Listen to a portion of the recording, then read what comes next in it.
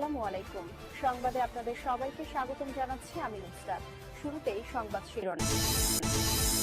পুরোদমে মধ্যপ্রাচ্যে শুরু হয়ে গেছে তৃতীয় বিশ্বযুদ্ধ। একদিকে ইরান, অপরদিকে ইসরায়েল এবং যুক্তরাষ্ট্র পাল্টাপাল্টি হামলা চলছে। আর এই মুহূর্তে আমাদের হাতে এসেছে এই যুদ্ধের সর্বশেষ গুরুত্বপূর্ণ সবথেকে তাজা আপডেট সংবাদ। আর প্রথমেই জানাবো, বিকট শব্দে কেঁপে উঠল উত্তর ইসরায়েল। ইসরায়েল ও যুক্তরাষ্ট্রের যৌথ হামলার জবাব দিতে পাল্টা ক্ষেপণাস্ত্র হামলা শুরু করেছে ইরান। সেই ক্ষেপণাস্ত্রের ঝড় ঠেকাতে কাজ করছে ইসরায়েলের আকাশ প্রতিরক্ষা ব্যবস্থা। এসবের মধ্যে উত্তর ইসরায়েলে বিকট শব্দে বিস্ফোরণের খবর পাওয়া যাচ্ছে। আন্তর্জাতিক সংবাদ মাধ্যম আল জাজিরা থেকে এসব বিষয় নিশ্চিত করা হয়েছে। সেখানে দেখা গেছে যে বিভিন্ন গুরুত্বপূর্ণ স্থাপনায় একে একে হামলা চালাচ্ছে ইরান। ইরানের এই হামলায় ইসরায়েলের অবস্থা খুবই খারাপ আকার ধারণ করেছে। সুতরাং এই বিষয়গুলো এখন থেকেই অনেক বেশি সতর্কতামূলক কর্মকাণ্ড চালিয়ে যেতে হবে, এমনটাই জানানো হচ্ছে। এরপর জানাবো, ইরানের পাল্টা হামলায় ধসে পড়ল ইসরায়েল এবং যুক্তরাষ্ট্র। ইরান যে পাল্টা হামলা শুরু করেছে, সেই হামলায় নতুন করে ধসে পড়তে শুরু করেছে এসব জায়গাগুলো। সেখান থেকে মূলত এই যুদ্ধ এখন পরিচালিত হচ্ছে এবং এই যুদ্ধের মধ্য দিয়ে নতুন করে আবার বড় ধরনের সংকট তৈরি হয়েছে। এই কার্যক্রমগুলো চালিয়ে যেতে ইরান কোনোভাবেই পিছপা হয়নি। সঙ্গে সঙ্গে তারা পাল্টা আক্রমণ শুরু করেছে। তে চরম বিপাকে পড়েছে যুক্তরাষ্ট্র। এদিকে নিরাপদ আশ্রয়ে কাতারে মার্কিন দূতাবাসের কর্মীরা। ইরানে ইসরায়েলের হামলার পর নিরাপদ আশ্রয়ে অবস্থান নিয়েছে কাতারে অবস্থিত মার্কিন দূতাবাসের কর্মীরা। পরবর্তী নির্দেশনা না দেওয়া পর্যন্ত সব নাগরিককে নিরাপদ আশ্রয়ে থাকার পরামর্শ দেওয়া হয়েছে। এবারে জানাবো, খামেনিকে হত্যার উদ্দেশ্যে হামলা করেছিল যুক্তরাষ্ট্র ও ইসরায়েল, কিন্তু খামেনিকে নিরাপদ স্থানে সরিয়ে নিয়ে যাওয়া হয়েছে। ইরানের সর্বোচ্চ ধর্মীয় নেতা আয়াতুল্লাহ খামেনির কার্যালয়ের কাছে হামলা চালিয়েছে ইসরায়েল। তবে খামেনি বর্তমানে রাজধানী তেহরানে নেই, তাকে নিরাপদ স্থানে সরিয়ে নিয়ে হয়েছে।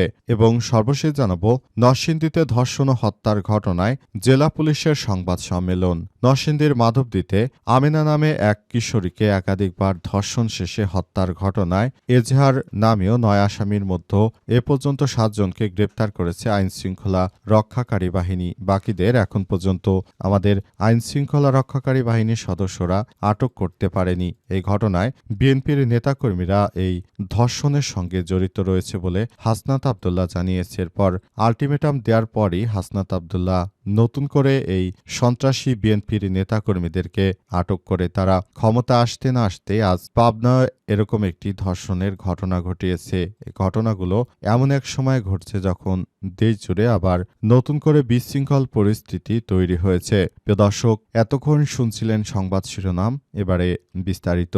তবে তার আগে বন্ধুরা, অনুরোধ থাকবে এই সংবাদটিতে একটি লাইক দিন। এই চ্যানেলে আপনি নতুন হয়ে থাকলে আমাদের সংবাদটি দেখতে দেখতে চ্যানেলটি সাবস্ক্রাইব করে রাখুন। কমেন্ট করে বন্ধুরা আপনার মূল্যবান মতামত জানিয়ে দিন আপনি বিশ্বের কোন দেশ থেকে বা বাংলাদেশের কোন স্থান থেকে আমাদের সংবাদটি দেখছেন এবং শুনছেন। আর বন্ধুরা, সংবাদটি আপনার সোশ্যাল মিডিয়া ফেসবুকে শেয়ার করে বন্ধুদেরও দেখার সুযোগ করে দিন। আর বর্তমান যে যুদ্ধ শুরু হয়েছে, এই যুদ্ধে আপনি কোন দেশকে সমর্থন করেন সেটি কমেন্ট করে জানিয়ে দিন। আর কেন সমর্থন করেন সেটিও চাইলে আমাদের দর্শকদেরকে জানিয়ে দিতে পারেন। এবারে বিস্তারিত। বিকট শব্দে কেঁপে উঠল উত্তর ইসরায়েল।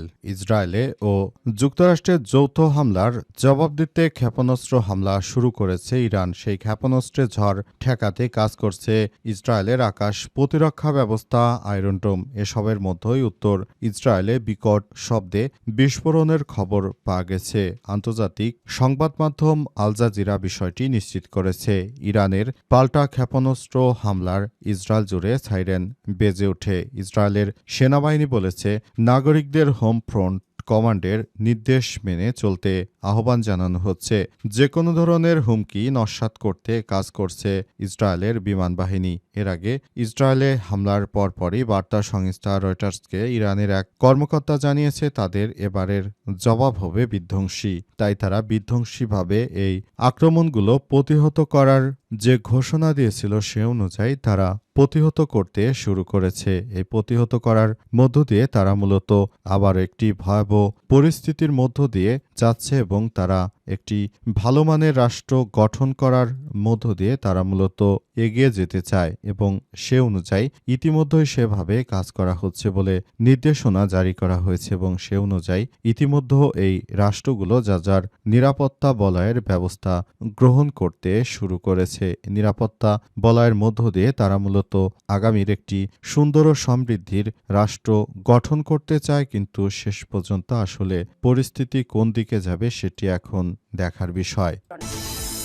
ইসরায়েলে পাল্টা ক্ষেপণাস্ত্র হামলা শুরু ইরানের। আজ দুপুরে হঠাৎ করে ইরানের উপর হামলা চালিয়েছে মার্কিন যুক্তরাষ্ট্র এবং ইসরায়েল। এই ঘটনার পর পাল্টা হামলা শুরু করেছে ইরান। ইরানের একটি হামলায় ইসরায়েলের বিভিন্ন এলাকায় ধ্বংস হয়ে যাচ্ছে এক এক করে সবকিছু।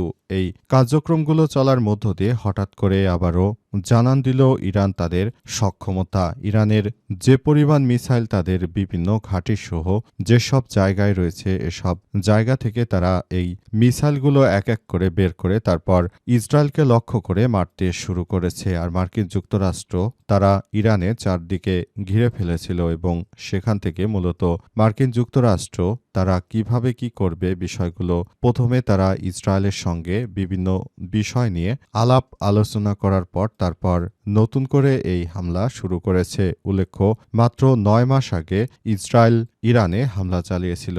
সেই হামলা তখন যুক্তরাষ্ট্রের নতুন প্রেসিডেন্ট ডোনাল্ড ট্রাম্প তিনি তখন সবেমাত্র ক্ষমতা আসলেন। এরপরই ডোনাল্ড ট্রাম্প ওই যুদ্ধ থামিয়ে দেওয়ার চেষ্টা করে, কিন্তু সর্বশেষ আবারও এখানে এই যুদ্ধ বেঁধে গেল। এই যুদ্ধে নতুন করে আবার কোন দিকে যায় সমস্যাগুলো সেটি এখন দেখার বিষয়। অনেকে এই বিষয়গুলোকে মারাত্মক আকারে দেখছে বলে ধারণা করা হচ্ছে, তবে মূল বিষয়গুলো আসলে পরিস্থিতি কোন দিকে যায় সেটি দেখার জন্য সবাইকে আরও বেশি অপেক্ষা করতে হবে। তবে এখন পর্যন্ত যুদ্ধের সর্বশেষ পাওয়া তথ্য অনুযায়ী উত্তর ইসরায়েলে নতুন করে পাল্টা হামলা শুরু করেছে ইরান এবং ইরানের আয়াতুল্লাহ আলী খামেনিকে একটি নিরাপদ স্থানে নিয়ে যাওয়া হয়েছে। পাশাপাশি ইরানের যিনি বর্তমান প্রেসিডেন্ট রয়েছেন মাসুদ পেজেশকিয়ান, ওই মাসুদ পেজেশকিয়ান এবং খামেনিকে লক্ষ্য করে মূলত এই হামলা চালানো হয়েছিল। হামলায় সবথেকে বড় ক্ষতির মুখে পড়েছে ইরান। তবে ইরান দেরি করেনি, পাল্টাপাল্টি সাথে সাথে তারা আবারও আক্রমণ শুরু করে দেয় এবং পাল্টা আক্রমণ এখন দুই পক্ষের মধ্যে পাল্টাপাল্টি এই যুদ্ধ চলছে। যুদ্ধ শেষ কবে এর কোনো লক্ষণই দেখা যাচ্ছে না। নিরাপদ আশ্রয়ে কাতারে মার্কিন দূতাবাসের কর্মীরা। ইরান যে পাল্টা হামলা শুরু করেছে এরপর চরম বিপাকে পড়েছে যুক্তরাষ্ট্রের যে দূতাবাস রয়েছে মধ্যপ্রাচ্যে। এই দূতাবাসের কর্মীরা তারা নতুন করে সেই দূতাবাসগুলো নিরাপদে রাখার জন্য চেষ্টা চালিয়ে যাচ্ছে। তবে সর্বশেষ পরিস্থিতি কোন দিকে যায়, যুদ্ধ কোন দিকে মোড় নেয় সেটি এখন দেখার বিষয়। পুরো মধ্যপ্রাচ্য জুড়ে নতুন করে যে ধরনের বিশৃঙ্খল পরিস্থিতি তৈরি হলো সেখান থেকে হয়তো তৃতীয় বিশ্বযুদ্ধ লেগে যেতে পারে। এই তৃতীয় বিশ্বযুদ্ধ লেগে গেলে সারা পৃথিবীর মানুষ এই যুদ্ধ দেখে তারপর তারা আবারও পুরো পৃথিবীর বুকে আবারও হয়তো এই যুদ্ধ থেকে পারমাণবিক যুদ্ধ লেগে যেতে পারে। এই যুদ্ধ নতুন করে আবারও শুরু হচ্ছে এবং এই যুদ্ধ এতটাই ভয়ানক আকার ধারণ করেছে যে সারা পৃথিবীতেই নতুন করে বড় ধরনের আবার সংকট নেমে আসতে পারে। এই যুদ্ধেও তালেবান যারা রয়েছেন তারা মূলত ইরানের পক্ষ হয়ে লড়াই করার ঘোষণা দেয়। এমনিতে একবার তালেবানদের কাছে এসে হেরে যায় মার্কিন যুক্তরাষ্ট্র। হেরে যাওয়ার ফলে তারা নতুন করে আর কখনো আফগানদের সঙ্গে যুদ্ধে লাগতে আসেনি, কিন্তু নতুন করে আবার এই যুদ্ধ লাগার ফলে পরিস্থিতি কোন দিকে যায় সেটি এখন দেখার বিষয়। খামেনি তেহরানে নেই, নিরাপদ স্থানে সরে গেছে বলছে রয়টার্স। ইরানের সর্বোচ্চ ধর্মীয় নেতা আয়াতুল্লাহ খামেনিকে হত্যার উদ্দেশ্যেই মূলত যুক্তরাষ্ট্র এই হামলা চালায়। এই হামলার ফলে মূলত নতুন করে আবারও ভয়াবহ সংকটের মধ্যে পড়তে যাচ্ছে এই রাষ্ট্রগুলো। এই সংকট থেকে মোকাবেলা করার জন্য তারা বড় ধরনের কার্যকর পরিস্থিতির মধ্য দিয়ে যাচ্ছে। ইরানের বর্তমান যিনি সরকার প্রধানরা রয়েছেন তাদেরকে নিরাপদ আশ্রয়ে সরিয়ে নেওয়া হয়েছে, যাতে করে দখলদার বাহিনীগুলো হামলা চালিয়ে তাদের কোনো ক্ষয়ক্ষতি করতে না পারে, এমনটাই জানা গেছে। এজন্য ইরানের সর্বোচ্চ ধর্মীয় নেতাকে সেখান থেকে সরিয়ে নিয়ে ভিন্ন জায়গায় নিয়ে যাওয়া হয়েছে, যাতে করে এই যুদ্ধের কোনো প্রকার ইফেক্ট যেন তার উপর না পড়ে। বর্তমান তারা যে অপারেশন শুরু করেছে এর পাল্টা জবাব দিতে শুরু করেছে ইরান। বর্তমানে দুই পক্ষের মধ্যে পাল্টাপাল্টি হামলা চলছে। পরিস্থিতি এতটাই খারাপ আকার ধারণ করেছে যে আসলে এখান থেকে আবারও তৃতীয় বিশ্বযুদ্ধ লেগে যেতে পারে। তাই সবাইকে ব্যাপারটি নিয়ে এখন থেকেই অনেক বেশি সতর্কতার সঙ্গে কাজ করতে বলা হচ্ছে। সবাইকে বলা হয়েছে যে এই পরিস্থিতি যেন কোনোভাবেই আর ভিন্ন দিকে যেতে না পারে, সেজন্য এখন থেকেই সবাইকে এই ব্যাপারগুলো নিয়ে কাজ করতে হবে। পুরো বাংলাদেশটা এই যুদ্ধের ইফেক্টের মধ্যেও পড়তে পারে, কারণ ইরান যদি তার হরমুজ